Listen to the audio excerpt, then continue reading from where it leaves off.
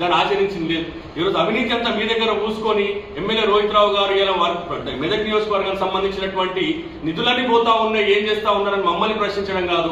10 ఏళ్ల కింద మరి నేను ఏడాది కింద మీరు ఎమ్మెల్యేగా ఉన్నారు, మీ అధికారం ఉంది, మీరు మంత్రిగా ఉన్నప్పుడు మీ కలెక్టర్ మీరు అప్పుడు హయాంలో జరిగినటువంటి ప్రొసీడింగ్లకు ఎక్కడ పనులు జరిగిందో చెప్పాల్సిన అవసరం ఉందని అడుగుతా ఉన్నాను. అవినీతికి కేరా పట్టర్స్ మీ పక్కన ఉన్నటువంటి ఇద్దరు మాజీ ఎమ్మెల్యే పద్మా దేవేంద్ర రెడ్డి దంపతులు, మరి వారిని 10 ఏళ్లుగా మెదక్ నియోజకవర్గాన్ని ఎందుకు ఎన్కేసిరు, మరి అన్ని కూడా అబద్ధాలు చెప్పినాం కదా అనే విషయాన్ని వాళ్ళని ప్రశ్నించాల్సింది పోయి నూతనంగా ఎన్నికైనటువంటి ఎమ్మెల్యే రోహిత్ రావు గారి మీద బురద చల్లే ప్రయత్నాన్ని మానుకోవాలని చెప్పేసి మిమ్మల్ని అందరినీ కూడా విజ్ఞప్తి చేస్తా ఉన్నాం, హెచ్చరిస్తా ఉన్నాం. మరి ముఖ్యంగా పదే మెదక్ నియోజకవర్గ పర్యటన వెనుక మరి భవిష్యత్తులో మీరు ఇక్కడ ఏదో ఈ రోహిత్ రావు గారికి సమవుజ్జిగా సమాన నాయకత్వంగా మరి పద్మా దేవేంద్ర రెడ్డి గారి భవిష్యత్తు నాయకత్వాన్ని ఇక్కడ కాపాడుకునే ప్రయత్నం చేస్తా ఉన్నారు. అవన్నీ పగటి కలలే. ప్రజలు ఏదైతే 10 ఏళ్లు వారి పాలనలో విసిగిపోయి మాకు ఏదైతే అద్భుతమైనటువంటి మెజార్టీస్ మమ్మల్ని గెలిపించుకున్నప్పుడే ఈ భవిష్యత్తులో ఎప్పుడు కూడా మెదక్ ఎమ్మెల్యే కాలేరు, కారు కూడా చెప్పి తెలియజేస్తా